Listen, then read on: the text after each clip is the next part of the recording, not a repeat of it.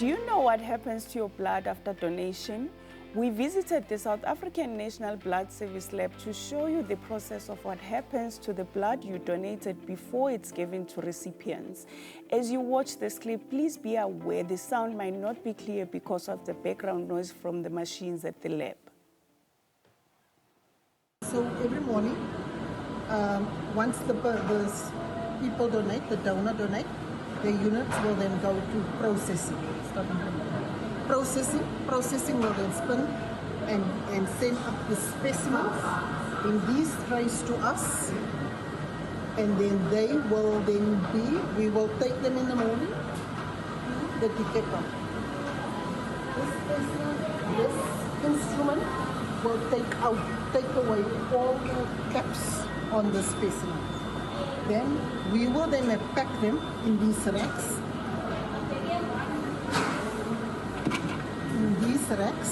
So that we can test them on the limit, those instruments for HIV.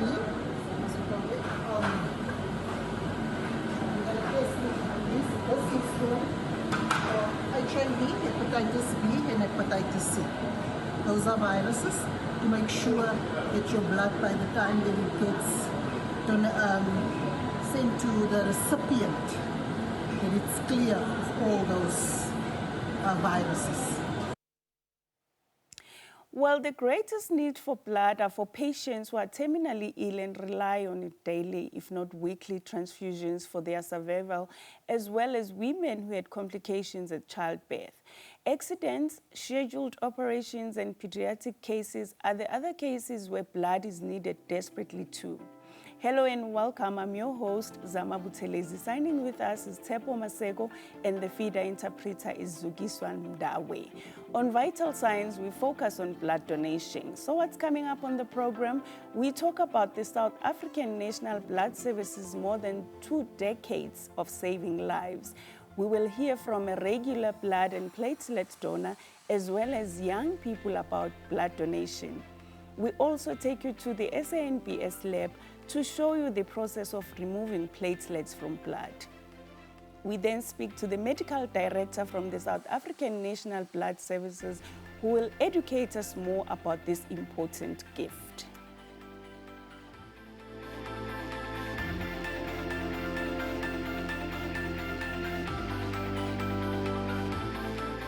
Remember, you can be part of the show by asking our guest some of the questions on your mind, or you could simply share your views on what we're discussing.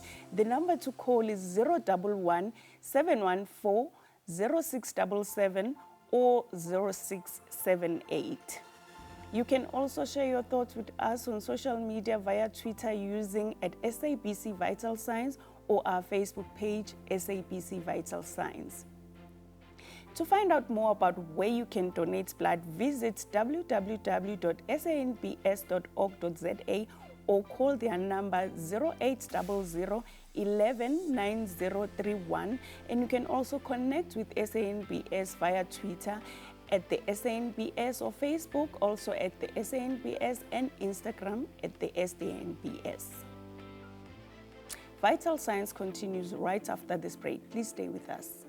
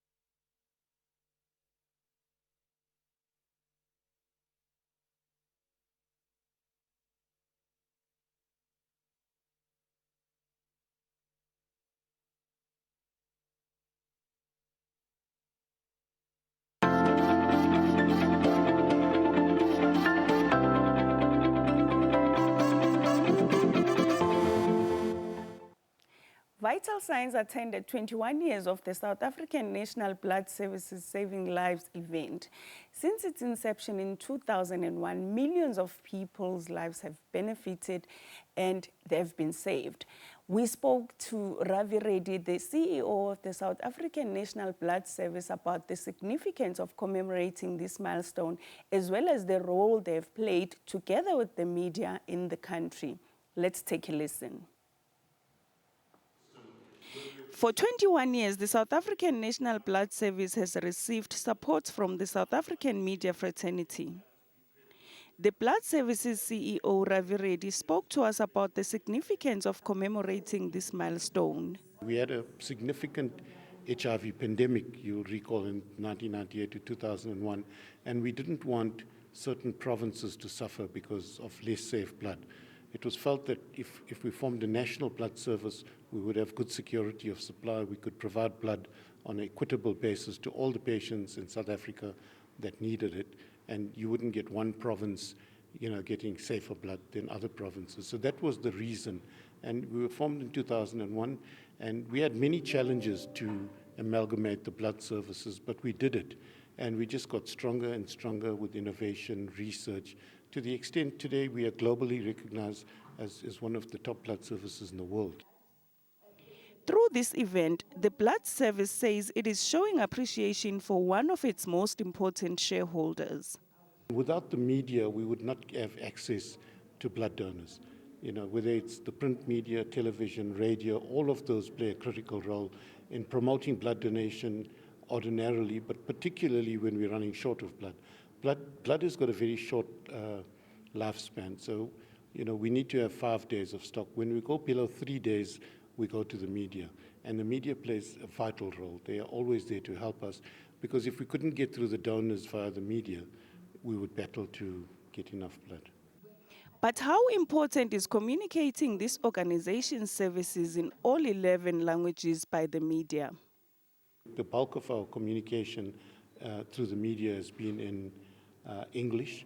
We have got donor educators and staff that we employ, so on a one-to-one basis, whether it's a Zulu in KwaZulu-Natal, that they can talk to staff as well. So we encourage it, on a one-to-one basis. We do find that in the broad mainstream media, it's a bit more difficult. Having said that, we're going to be implementing a new blood establishment computer system next year. And that we're going to go paperless, so we will have digital donor applications. So it might make it possible for us to have our donor questionnaires and education in different languages. The COVID-19 pandemic had a huge impact on blood and platelet collection for blood services globally. Was it the case with the South African National Blood Service? We introduced another campaign earlier this year called #MoreBlood, where we employed just over 60 people to again go into areas that we were not looking at, because we wanted to go, our strategy was to go to the levels of 2019 to try and meet the demand for blood. We did better than that. I mean, with the commitment of our staff, our donors, the media, all the stakeholders, we actually ended up in September collecting the most blood in one period or one quarter that we've ever collected in the history of SANBS. And as I said, it's a true testament. When I talk to colleagues in Australia and America and UK, they are still battling to get to pre-COVID levels. They just cannot do what we have done. So it's the resilience of the South African public that we've got to where we are today. Traditionally, December is a difficult time for the South African National Blood Service. Reddy had this message for South Africans this festive season. My earnest plea, not only to the youth, but to everyone who donates blood, is take the 30 minutes, just give 1 unit of blood in December, and then go have a great holiday, have great parties, come back in January and give another unit. Just the 1 unit that you give, if a lot of donors give, that will help us through December. We've also got a small token of gratitude. There's a small gift that you will get if you donate in December and up to mid-January, just as an appreciation to say thank you so much for taking the time to donate during this difficult period. That was Ravi Reddy, the SANBS CEO, talking to us about the role the media has played in communicating the blood services mandate, which is saving lives. Just to remind you that if you need to find out more about where you can donate blood, visit www.sanbs or call 0800 11 9031 or connect with SANBS on Twitter at the SANBS, Facebook at the SANBS, also Instagram at the SANBS.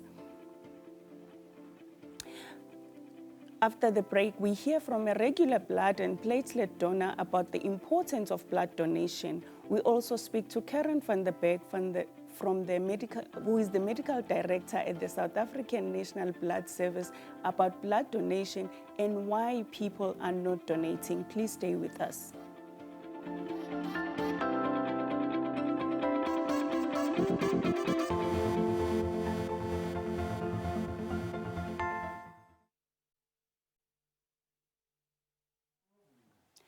Good morning, Karen.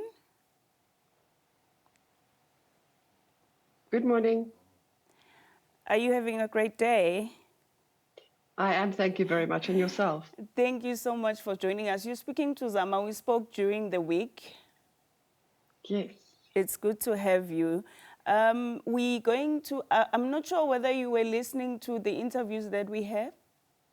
Yes, I was. Yeah, so we're going to have an interview with a blood and platelet donor, and then we'll come straight to you after the break.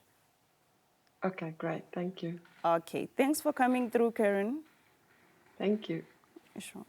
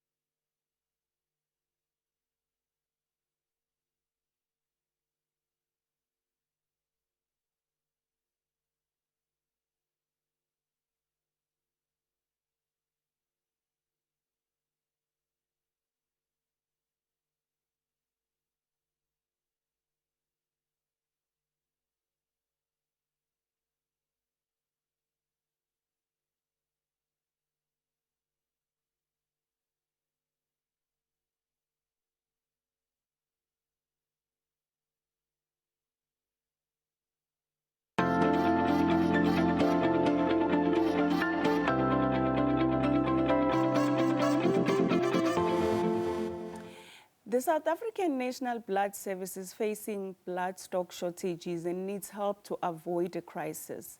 SANBS needs to collect 3,500 units of blood a day and is urgently appealing to all potential and existing blood donors to donate. The blood service is calling on Group O and B donors to give blood at their nearest donor centers and help boost declining blood stocks.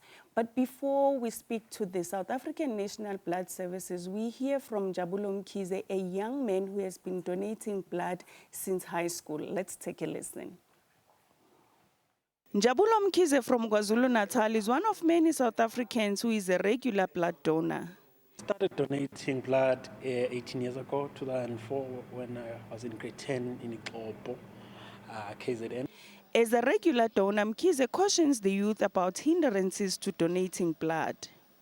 There's nothing that hinders you from donating blood if you are going to then, of course, have been practicing a safe lifestyle, meaning having a single partner over a period of time, using the necessary protection. So alcohol is not a hindrance, smoking is not a hindrance, tattooing might be a hindrance because they need to ask you the question, when last did you have that tattoo? So anything that deals with cutting off any body will then result in a question. But in all essence, it's safe. If you have a blood that is safe, come donate. It's an important initiative to do. Mkhize went from donating blood to platelets. It came about through my regular donation of whole blood. And while donating whole blood, I was asked by a nurse to come through and donate what they call a platelet. I didn't know, and I was not aware what is a platelet. But then they got some education where they taught me what is a platelet and what is its importance in the blood.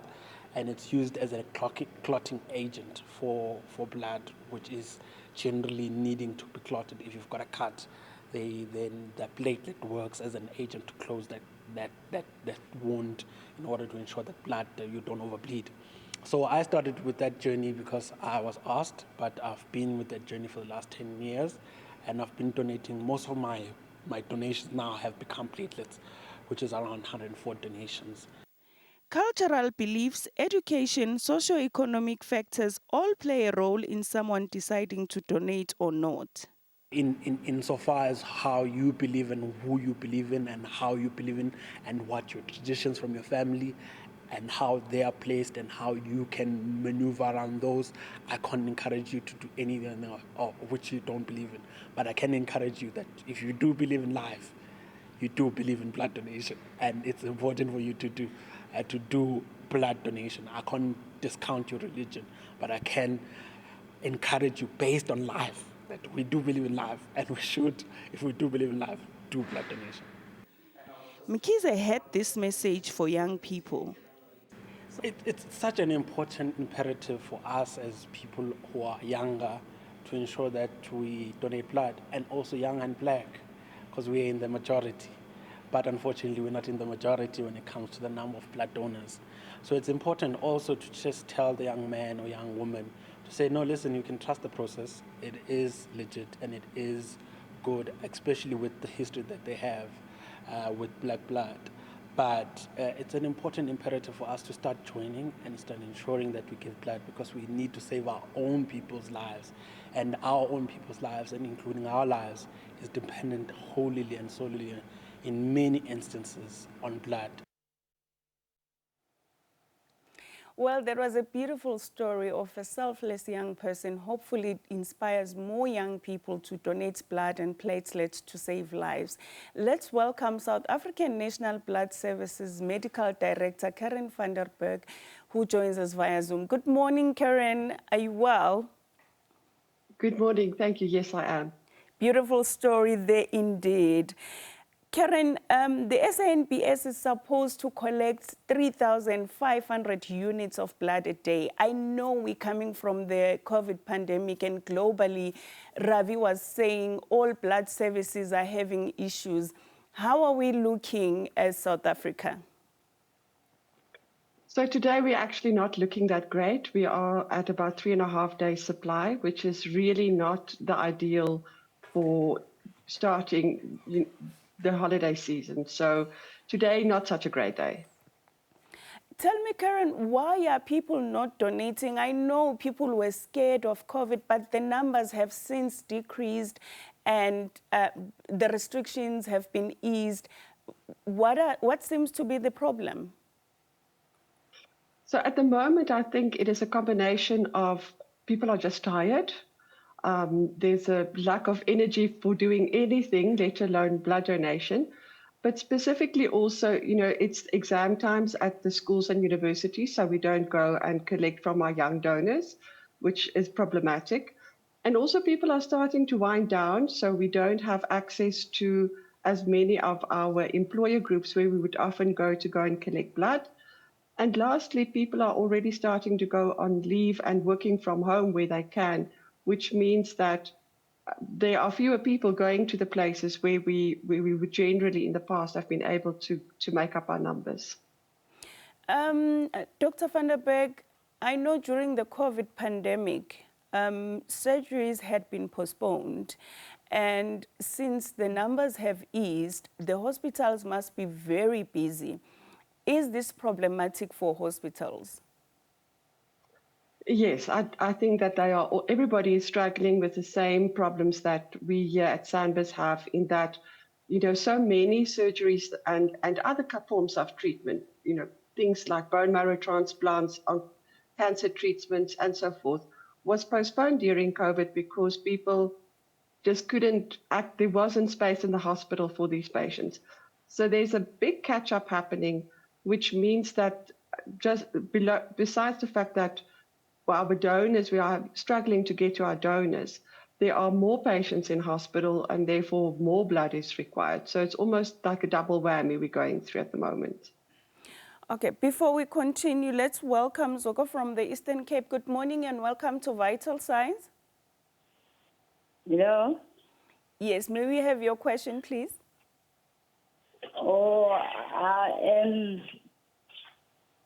My question is, can I donate the blood? As I'm listening to SABC too.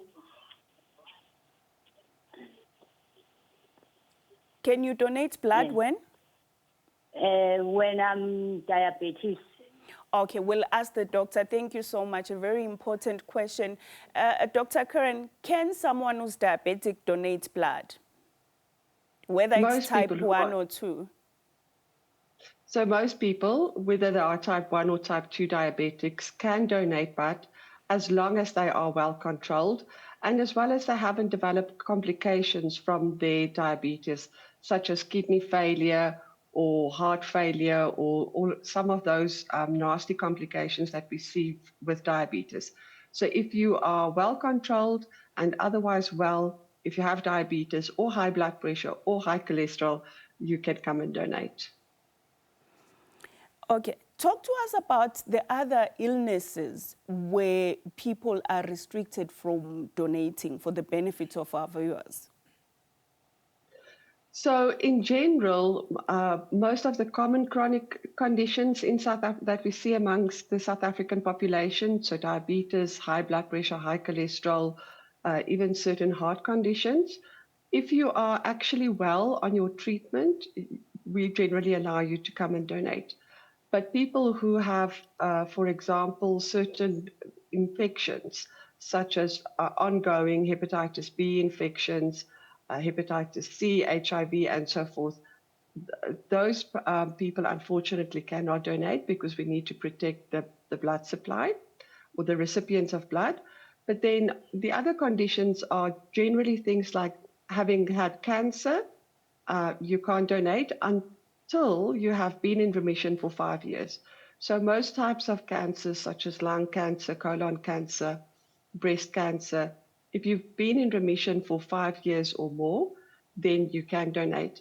Some of the conditions where you absolutely cannot donate, unfortunately, are conditions where you needed to have, for example, a bone marrow transplant, or where you have to be on ongoing immunosuppression therapy. So those are the kinds of conditions. There's very few medical conditions that would prohibit somebody from ever donating blood again. Talk to us about pregnant women. Can they donate blood? No. Pregnant women, and also to some degree women who are wanting to fall pregnant and have been struggling to fall pregnant, as well as breastfeeding women, should not donate blood. The reason for this is iron. When you are pregnant and when you are breastfeeding, your body needs a lot of iron. And when you donate blood, we take off quite a bit of iron. So the reason why you shouldn't donate if you are pregnant or breastfeeding is so that we can protect the health of the mother and the baby. The blood that, should somebody donate blood because they are very early pregnancy and they didn't know that they were pregnant, we could use that blood. But it's not ideal because we are we're reducing the available iron that mommy and baby needs. We still have COVID. Talk to us, can people who were diagnosed with COVID donate blood? And after how long can they donate? So the deferrals on COVID changed so rapidly from the first time that we became aware of this infection. The initial deferral period during which you could not donate after having contracted COVID started off, I think, with about 4 weeks, and then it was reduced. And at this stage, we manage COVID like we do any other flu. So once you are completely recovered, you can come back and donate after 7 days. Karen, for the benefit of our viewers, I know we just heard from a young person who started donating in high school. Who is eligible to donate? At what age can people start donating? So for whole blood, you can start donating from the age of 16 to the age of 75. However, if you are a regular donor, you can actually continue to donate after the age of 75 if you are well. For platelet donors, the minimum age is 18, and that really has to do with consent and just making sure that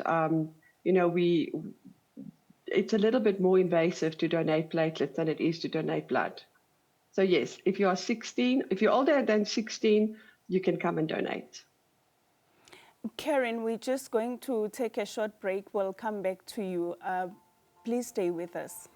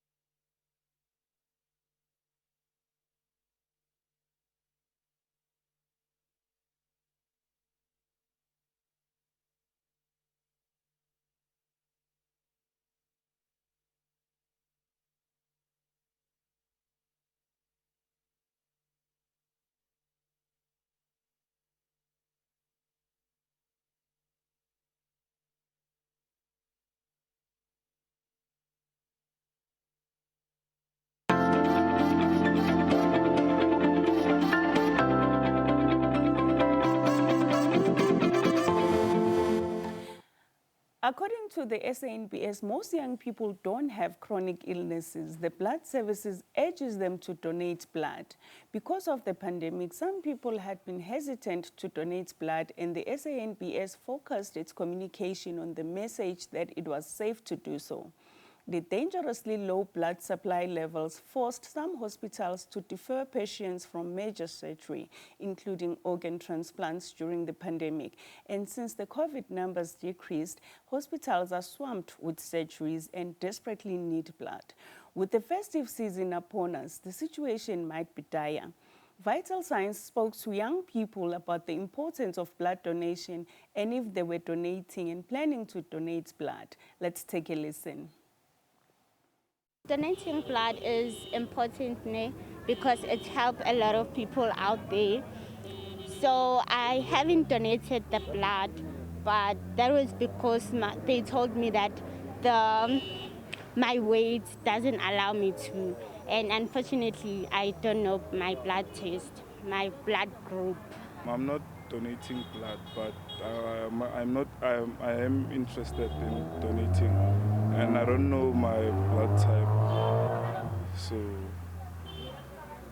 I see it very important because many people get injured in many ways. Yeah, so some they really need blood, so it's important because it's saving lives. I haven't donated blood yet, and I don't know my blood type, but I think it's important to donate blood to save lives of people, because there are people who need blood and those that are injured. So donating blood is important to save lives. I do not donate blood. I've never, but I wanna try donating blood, but I don't know where.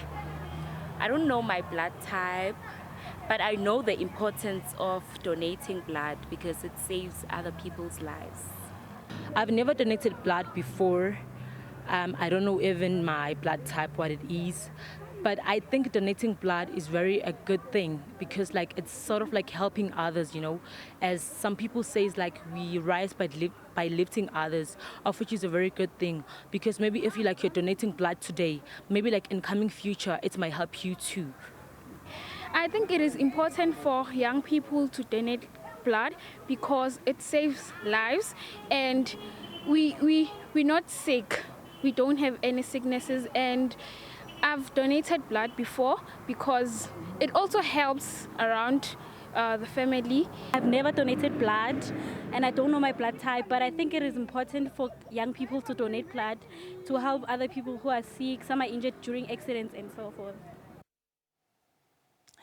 We continue our discussion with Medical Director Karen van der Beek from the South African National Blood Service. Welcome back, Karen. Judging from the comments from the young people, surely you have a lot of work to do in spreading awareness, would you say? Oh, definitely. You know, it is such a difficult thing to really access your target market. And SANBS is in the unique situation where our target market really spans all age groups, all ethnicities, rural areas, urban areas, and as I'm sure you are well aware, finding messaging that speaks to every single group of people in South Africa is virtually impossible. So we are trying to tailor our communication so that to have differentiated communication strategies so that we can actually get to the youth of South Africa, because we do fairly well, but the moment that the kids leave school, we tend to lose them for a couple of years, and that really to us is a big challenge at the moment. Karen, those who are interested, how can they find a donor center around them? So the easiest way is to go onto our website, www.sanbs.org.za. There's a space there where you would be able to see what is the nearest blood drive to you on a particular day. The other places, generally, especially during the festive period, we tend to have a lot of blood drives in the malls. So you can even just inquire with your local mall. But overall, the best place to go is our website. and even just to call our toll-free number, and they would be able to answer or to provide you with that.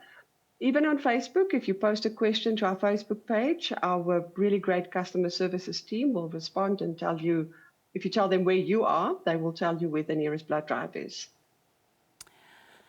Karen, talk to us about the test that you as ASNBS used when you check the blood that is being donated to make sure that it is safe for recipients. So each and every time, every single time somebody comes to donate, we test their blood. We perform general tests just to confirm the blood group of the unit of blood. And then we also do very specific testing for HIV, hepatitis B, hepatitis C, and syphilis. And we use really state-of-the-art, the best type of testing that is currently available in the world is what we use to test for especially those three viruses, to make sure that we have as good assurance as we can possibly have that the blood that we make available to our patients are, as far as reasonably possible, free of these specific viruses. South Africa, Karen, is a tourist destination, and with the festive season upon us, we're going to have a lot of people coming into our country. Can tourists donate?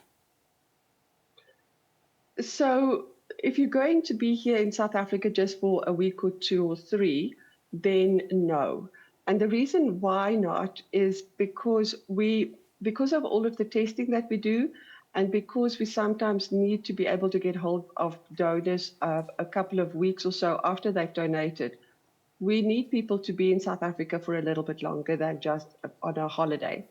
However, people who live in South Africa or who are going to be here for the next 3 to 6 months or up to a year, they can easily donate because we would be able to get hold of them. And in fact, if I may, last week, the outgoing ambassador of Portugal arranged for a blood drive at his embassy, which was a really nice way of some of our international guests to put a little bit back into South Africa. So that was really great. I know at your centers, Karen, there's the donor questionnaire that every donor needs to fill. People are worried about their information being passed on to people who are going around scamming people or being used in illegal ways. How safe is this? It is. We go to a lot of effort and a lot of expense to ensure that we protect the information of our donors. As you can imagine, we ask really personal questions.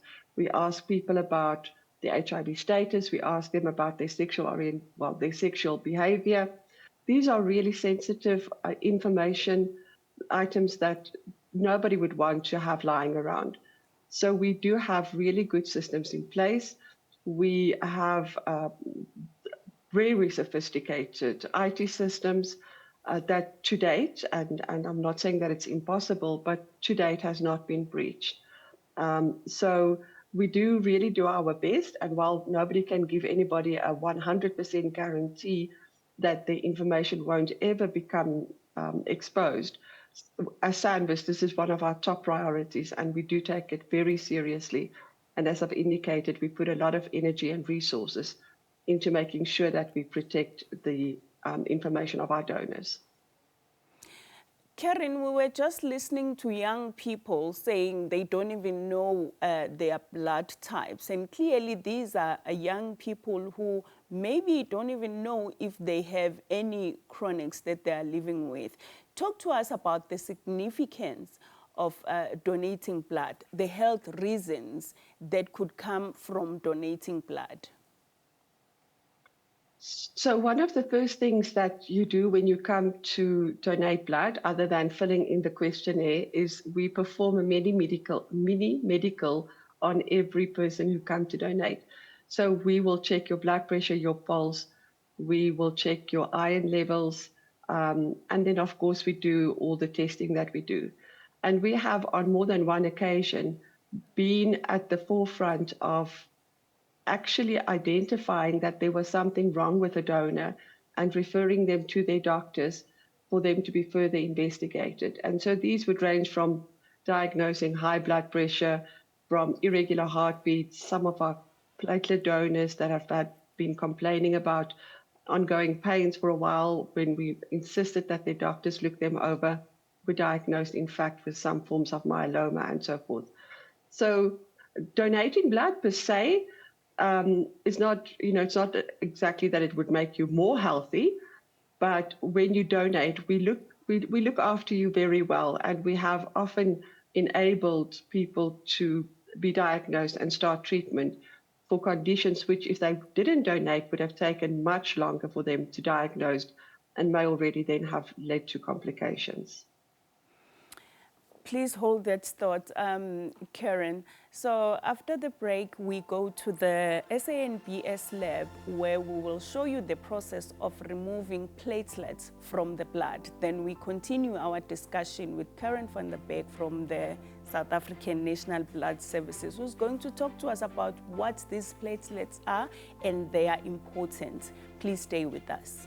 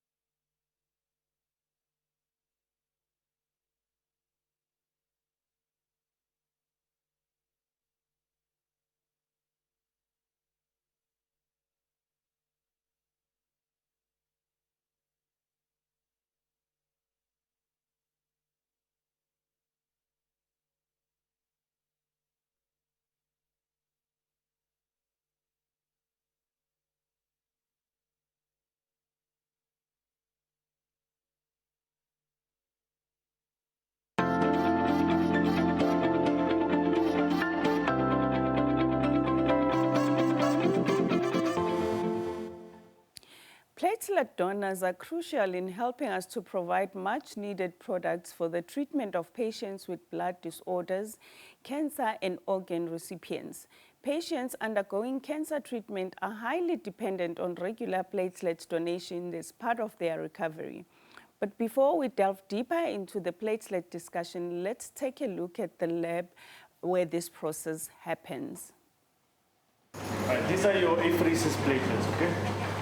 They basically come from one donor, all right? These two?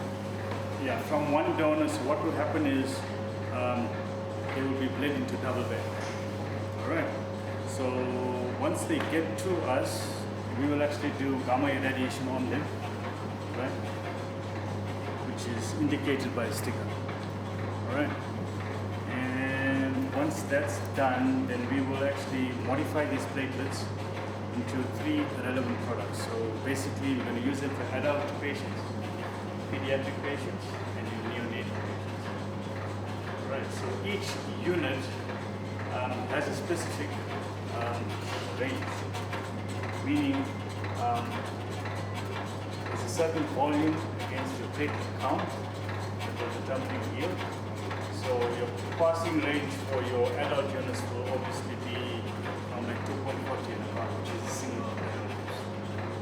And anything from like 1.0 to 2.39 will be regarded as pediatric dose.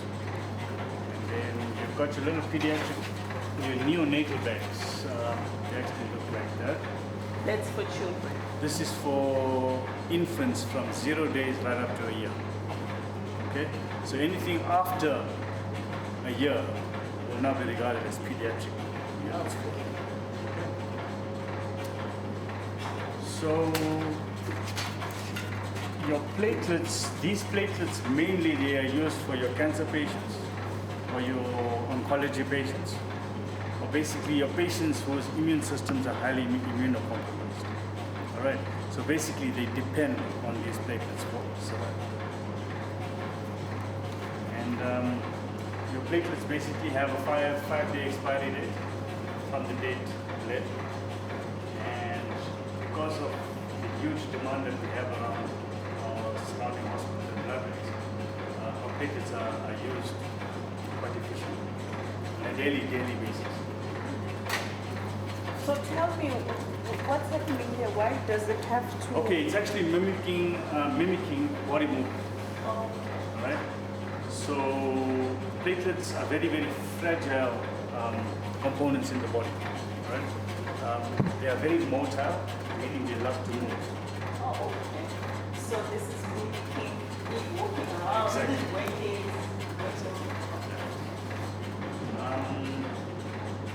So from here, they're ready to be used. Actually, right now it's a raw product. So we'll wait for the donation testing and QA samples to be completed.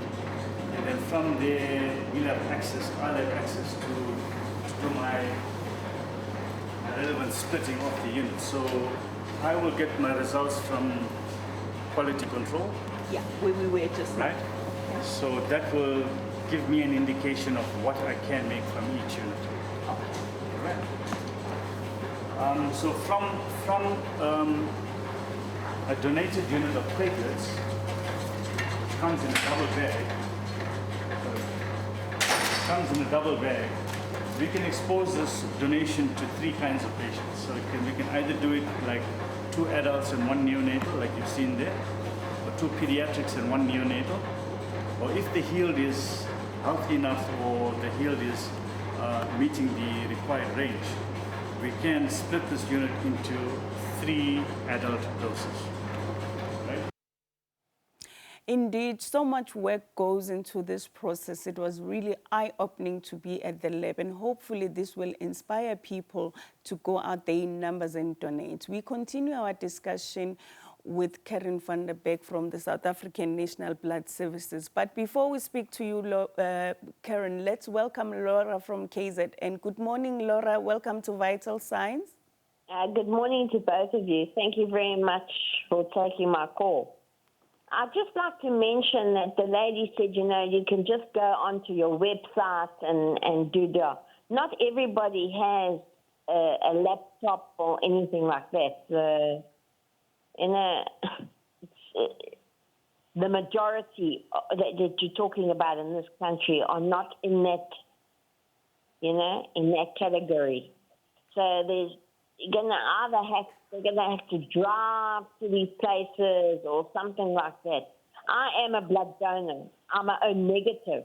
I get phoned for my blood. I know all about it.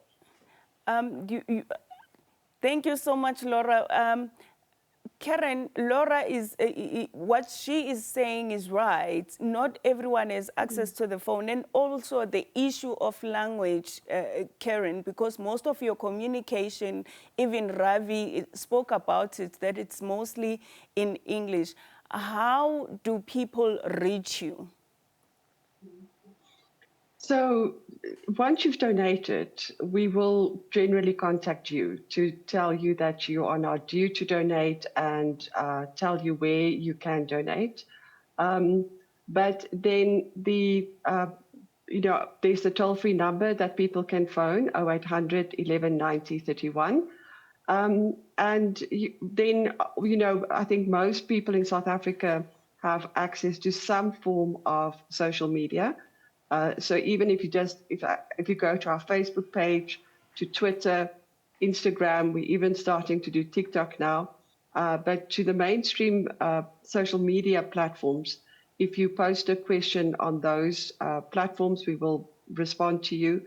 And we are in the final stages of a WhatsApp bot that we will be launching soon, where people will be able to contact us on the WhatsApp number, and where we will then be able to assist people into finding where they can go and donate blood.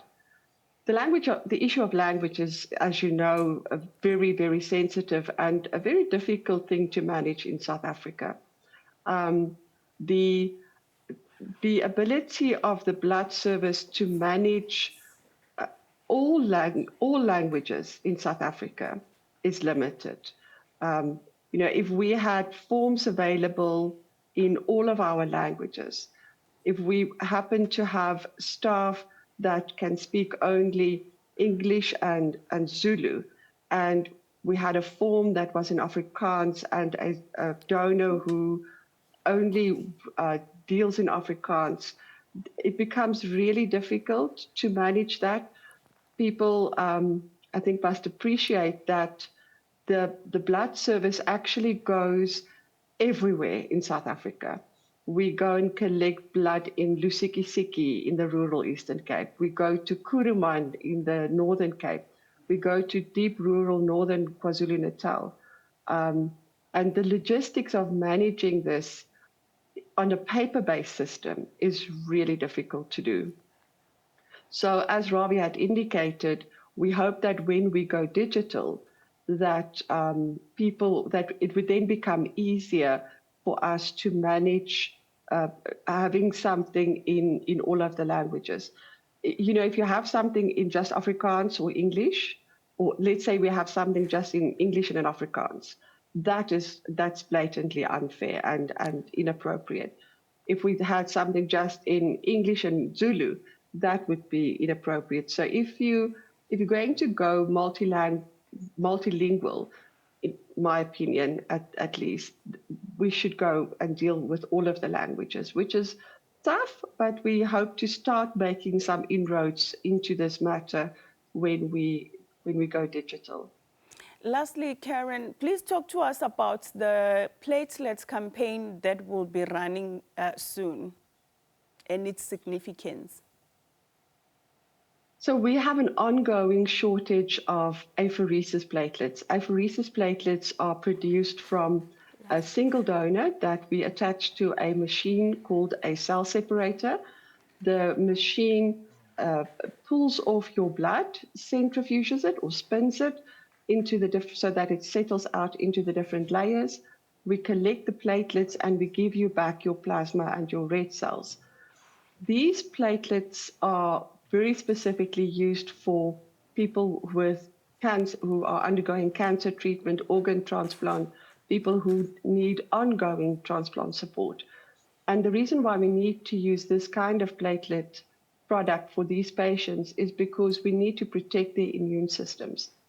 We have another platelet product, which we make from the platelets of 5 different donors that we group or combine together. Those platelets are taken off when you donate a bag of whole blood. So those platelets we can make in quite a lot of, but they are not the ideal product for patients with cancer and so forth.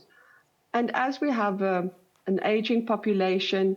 There are increasing rates of oncology problems amongst our HIV positive population. The demand for this product grows and grows. And because it's a more complicated product to collect, it's not everybody that can do this donation. So we have a real shortage, and we are really urgently requiring people to donate it. Karen, thank you so much for joining us. It was quite an informative discussion, and we're looking forward to talking to you again in the new year. And hopefully more and more people are going to come through and donate before we start traveling to save lives. Just to remind you, these people are available at malls, and if you want to talk to SANBS, the numbers will be on your screen. It's a toll-free number. Also, a big thank you to our viewers for watching Vital Signs. I'm Zama Butelezi. Do take care.